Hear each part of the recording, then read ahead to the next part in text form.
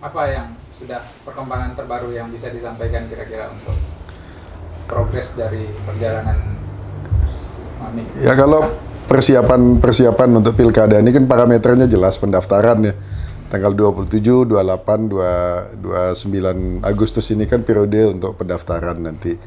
Jadi alhamdulillah kalau pakai parameter pendaftaran kita sudah keterpenuhan suara kursi partai sudah terpenuhi. Alhamdulillah sekitar 34 kursi yang sudah mendukung pasangan Iqbal Dinda untuk mendaftar nanti. Kita belum memutuskan tanggal berapa akan mendaftar, tapi insya Allah semua keperluan administratif untuk pendaftaran sudah tercukupi di sisi popularitasnya. Alhamdulillah kemarin dari hasil survei LSI kita di individu sudah leading, tapi di pasangan kita masih nomor 2, tetapi selisihnya dengan yang nomor 1 masih dalam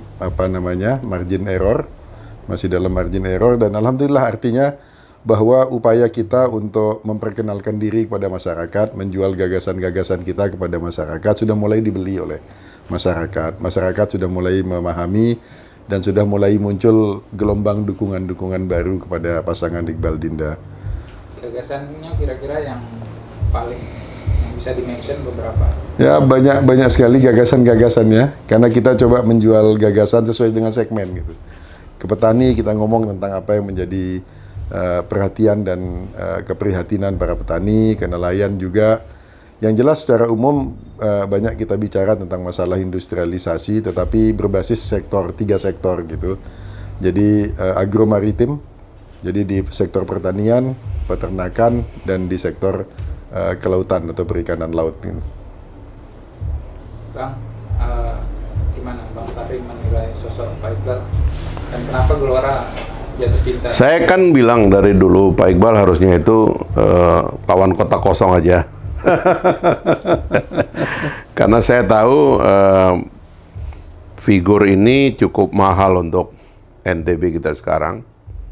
Di tengah kepentingan NTB untuk lebih bangkit, untuk lebih tampil, untuk lebih nampak menonjol di antara provinsi-provinsi di Indonesia. Sekarang ini udah 38 provinsi ya. Kalau kita tidak punya pemimpin yang menonjol ini bisa tenggelam gitu. Tapi menonjol apanya ya? Menonjol kapasitasnya ya. Juga menonjol reputasinya, karena beliau ini sedikit di antara putra daerah yang bisa mencapai satu level jabatan yang satu lagi itu jadi menteri gitu loh.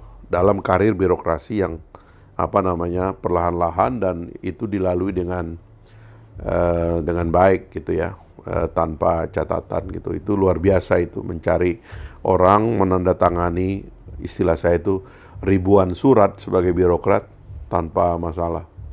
Dan yang kedua kan saya intensif belakangan ini karena beliau di Istanbul dan di Turki, maksud saya beliau duta besar kita di Ankara. Kebetulan saya termasuk salah satu negara yang paling sering saya kunjungi untuk beberapa kepentingan, yaitu adalah Turki, dan saya melihat bagaimana beliau membangun jaringan kepada pemerintah dan pengusaha di Turki itu sangat agresif ya. Saya kira Pak Prabowo termasuk yang melihat dan menikmati cara kerja beliau. Makanya sampai waktu itu saya termasuk ngerayu beliau untuk tetap di Jakarta gitu. Tetapi beliau mengatakan sesekali, karena beliau ini aktivis juga dulu ya, pengen lebih dekat kepada rakyat, dan caranya adalah ikut pemilu tentunya ya. Karena kalau kita jadi pejabat publik birokrasi itu kan tidak dipilih rakyat gitu. Nah, akhirnya beliau ya kayak maksa pulang. Makanya waktu beliau maksa pulang, saya bilang kalau bisa udahlah lawan kota kosong aja, saya bilang gitu. Jadi saya kira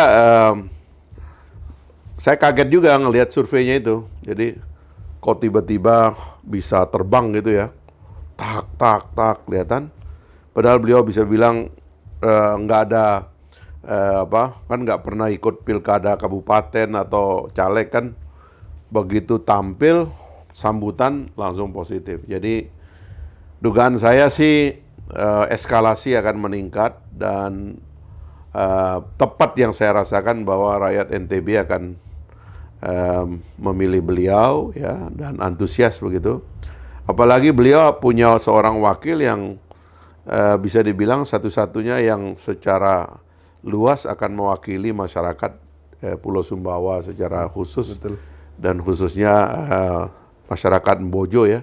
Itu saya kira akan kuat sekali gitu. Ibu Dinda saya kira adalah figur yang selama ini cukup mampu menarik perhatian publik ya, NTB khususnya, bahwa beliau pemimpin masa depan, dan kebetulan bergandengan dengan Pak Iqbal. Jadi sekali lagi saya melihat eskalasi dari kandidat ini sangat keras, dan karena itu saya yakin masih ada waktu 3 bulan lebih untuk menyusun kekuatan untuk menang gitu, insya Allah. Makanya kita ya selain karena faktor-faktor subjektif ya, karena saya dekat dan kenal, tapi melihat faktor objektif ini optimis bahwa mudah-mudahan kita akan menyelesaikan pilkada ini dengan baik gitu, dengan kemenangan yang gilang gemilang. Amin, amin. Insya Allah. Pak Iqbal dan Ibu Dinda ini kan menjadi representasi dari banyak golongan ya, Ya. teritori itu. Ya, gitu. ya. Mungkin ada kalimat-kalimat persuasif dari Bang Fahri untuk mengajak masyarakat NTB agar pada 27 November nanti melabuhkan dukungan kepada Pak Iqbal dan Ibu Dinda. Ya, saya sendiri menjatuhkan pilihan kan juga dengan banyak pertimbangan, dan kalau masyarakat melihat saya kan juga bukan pejabat yang main-main kan. Saya mewakili orang NTB ini kan 15 tahun ya sebagai anggota DPR, dan bisa dibilang total 21 tahun saya kerja di Senayan tuh, baik sebagai anggota maupun sebagai tenaga ahli, dan saya nggak pernah punya masalah ya, catatan dan sebagainya. Orang NTB tahu bagaimana sikap saya terhadap politik nasional dan sebagainya. Jadi kalau saya membuat pilihan ya, khususnya saya dan kemudian kita dengan Partai Gelora juga mendukung, itu juga tentu tidak main-main. Dan saya juga mengenal Bu Dinda sebagai pejabat pusat dulu, suka keliling-keliling. Saya kira tangan dingin beliau ya memimpin Bima, saya kira nampak hasilnya gitu. Dan ini yang kita harapkan naik ke NTB bersama Pak Iqbal untuk memimpin kita bersama ke depan gitu. Saya kira saya percaya itu tagline NTB mendunia itu penting, karena itu mengangkat kita bersama-sama gitu. Ini pulau yang kadang-kadang agak terlewati gitu. Saya terus terang berkali-kali mempromosi NTB untuk menjadi pemain global. Pernah saya agak memaksa gubernur pada waktu itu mencari tanah untuk membangun Universitas Islam Internasional yang mau dibangun oleh Pak Jokowi dulu di zaman Jokowi JK. Tapi lagi-lagi saya kehilangan partner lokal gitu. Saya juga mengusulkan agar konsepsi pariwisata NTB itu betul-betul dibikin atraktif dan berbeda. Sebab saya waktu itu ada teman-teman dari Timur Tengah tertarik dengan fakta bahwa NTB dengan Bali itu agak beda gitu. Terutama karena mayoritas masyarakat Muslim. Tidak ditangani dengan baik, akhirnya pindahnya ke Labuan Bajo, ke NTT gitu. Nah, hal-hal seperti ini saya kira kita perlu partner lokal, dan Pak Iqbal saya kira dengan geng dia aja sendiri yang memang karena beliau seorang diplomat ya, itu akan banyak sekali membantu NTB ke depan gitu. Saya kira itu. Bang, realitas politiknya kan Pak Iqbal ini baru ya, karena beliau baru akan punya pengalaman elektoral yang nyata gitu. Bang Fahri tadi bilang eskalasi dalam 3,5 bulan ke depan akan meningkat, dan kompetitor beliau adalah yang abang kenal juga jejaknya. Apa pesan abang ke Pak Iqbal dalam 3,5 bulan ke depan? Saya lihat abjadnya sudah bagus, sudah sistematis kan. Selalu pemilu elektoral itu kan hanya ada 3 step ya. Yang pertama pastikan orang tahu kita, dan Pak Iqbal itu begitu dia tampil orang nanya siapa orang ini, dan dari mulut ke mulutnya sukses gitu, bahwa bahan bakunya bagus gitu loh. Kan ada juga orang memperkenalkan diri kok nggak ada geriak nih di bawah, karena bahan bakunya nggak bagus gitu. Nah ini kan bahan baku bagus. Jadi peluru untuk serangan udaranya saya kira bagus beliau. Nah kemudian yang kedua ya memastikan jejaring teritorialnya. Ya saya cukup optimis karena partai-partai pendukungnya cukup banyak gitu ya.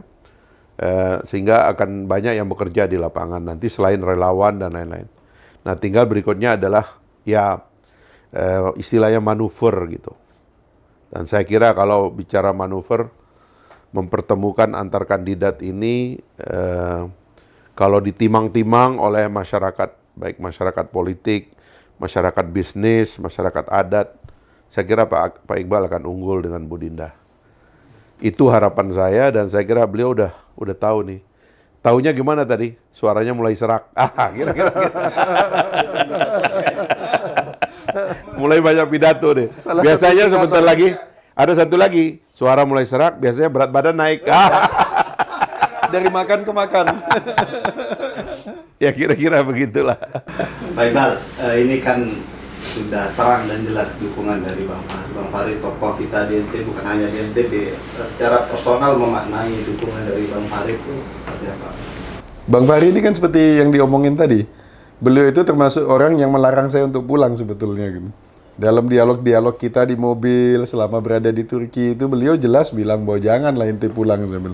Tapi belakangan ini senang juga melihat beliau, ternyata beliau akhirnya mulai mendukung gitu dan memberikan dukungan. Tapi satu hal yang penting adalah bahwa Gelora itu sejak awal memang mendukung gitu. Bahkan yang meyakinkan saya salah satunya untuk pulang itu adalah teman-teman Gelora yang teman-teman Gelora melihat kegalauan saya. Ini istiharah kok nggak dapat petunjuk-petunjuk gitu. Mereka datang ke Turki menjemput saya dan saya bilang ya inilah petunjuknya kalau gitu. Jadi saya pulang gitu. Insya Allah gitu. Alhamdulillah lah kita senang makin banyak teman untuk berjuang. Ini Pak, kan ini tadi topiknya tentang sudah suara semakin serak dan itu artinya intensitas bertemu masyarakatnya sudah sangat tinggi. Iya. Kami menangkap apa dari masyarakat NTB? Aspirasinya apa sih? Maunya masyarakat NTB? Saya tuh punya beberapa yang mendampingi saya untuk turun ke bawah itu dan satu persatu ambruk gitu. Mereka kecapean gitu. Sehari 15 titik, 20 titik itu kecapean gitu. Alhamdulillah saya masih survive gitu. Ini masih sehat dan orang nanya saya, "Kok Mami bisa sehat?" Karena ini yang saya tidak temuin 28 tahun dalam karir saya gitu. Jadi saya menikmati pertemuan dengan masyarakat, dengan rakyat ini, mendengarkan hal-hal yang berbeda dengan yang saya dengarkan selama 28 tahun gitu loh. Biasa kan saya bertemu orang jelita, sekarang saya bertemu orang jelata gitu. Biasa bertemu orang berdasi, sekarang bertemu dengan masalah real di lapangan yang kita dengarkan gitu loh. Pasti ada benang merahnya dari kesamaan aspirasinya. Apa yang ditangkap? Ya sama dengan yang dikeluhkan Pak Jokowi ketika beliau pertama kali menjadi presiden. Negara belum hadir sepenuhnya gitu. Belum dirasakan kehadirannya sepenuhnya oleh masyarakat di bawah. Masih banyak hal-hal di bawah itu yang bekerja dengan autopilot gitu. Jadi rakyat negara tidak hadir di situ, jadi masyarakat menemukan jalannya sendiri gitu. Mencari solusi dari persoalannya sendiri. Nah, sekarang bagaimana kita menghadirkan pemerintah daerah dalam hal ini, dalam semua kehidupan masyarakat, sehingga masyarakat itu ada guidance gitu. Dalam menyelesaikan persoalannya, dalam menghadapi problematika kehidupannya itu, kalau kita tidak bisa bantu, setidaknya kita bisa jadi guidance, pemberi arah kepada masyarakat gitu.